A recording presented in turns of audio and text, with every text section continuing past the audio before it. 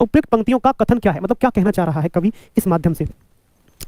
श्रम का महत्व है, सुख सुखी संवाद है, पक्षियों की बातचीत है, नव निर्माण है। मैं आपका इसका आंसर देखना चाहूंगा, मैं सबका इस आंसर को मैं देखना चाहूंगा कि आप सब क्या आंसर दे रहे हो।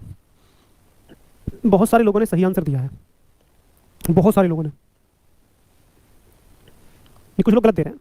नहीं नहीं नहीं नहीं, देखो कुछ लोग आंसर लगा रहे हैं सुख सुखी संवाद, जबकि तोता तो ऊपर बैठा है और तोती जो है वो नीचे बैठी है घोंसले में और अंडे से रही है, और तोता अपना सुरक्षा ऊपर से दे रहा है ना, बॉर्डर पे है ना, पापा बॉर्डर पे बैठे, मम्मी घर में अंडे से रही है। तो इसको क्या कहेंगे, यानी कि वो नव निर्माण कर रहे हैं। क्या कर रहे हैं, नव निर्माण कर रहे हैं। नव निर्माण का मतलब है न्यू जनरेशन को, नई जनरेशन जो अंडे से उत्पन्न होने वाले बच्चे हैं वो नव निर्माण है, इसका प्रतीक है। मतलब उन दोनों के सहयोग से वो अंडे उत्पन्न हुए और उन अंडों से नए जीवों की उत्पत्ति हो रही है, तो उसका मतलब हो गया कि नव निर्माण हो रहा है यहाँ पर, ठीक है। और पापा बॉर्डर पे बैठे हैं छत पे और मम्मी नीचे अंडे से रही है, ठीक है यहाँ पर। तो ये नव निर्माण की का प्रतीक है। फूला मग्न शुकी का पर से क्या तात्पर्य, वह अपनों से बिछड़ गई, वह गीत गाने लगी, उसकी प्रतीक्षा पूर्ण हुई, वह उड़ने के लिए तैयार हुई। फूला मग्न शुकी का पर। मेरी क्लास में आओगे तो ऐसी मौज पाओगे, देख लो भैया आप खुद ही। फूला मग्न शुकी का पर से क्या तात्पर्य है बताइए। देखो यहां पर जो पंक्ति में कहा गया ना, यहां पर कहा गया है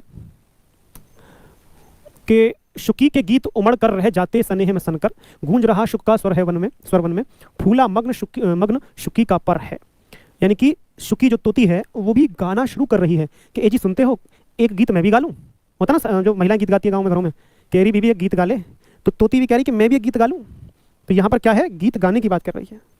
आजा तुझको दिल ये पुकारे, वह गीत गाने लगी, वह गीत गाने लगी।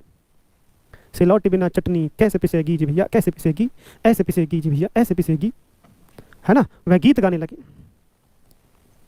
अनुशासन वाहे नहीं भीतरी नियंत्रण है। अगला एक गद्यांश है ये। अब देखो एक गद्यांश एक पद्यांश, एक गद्यांश एक पद्यांश, पूरे 15 क्वेश्चन यहीं से आते हैं आपके, पूरे के पूरे 15 प्रश्न, ठीक है।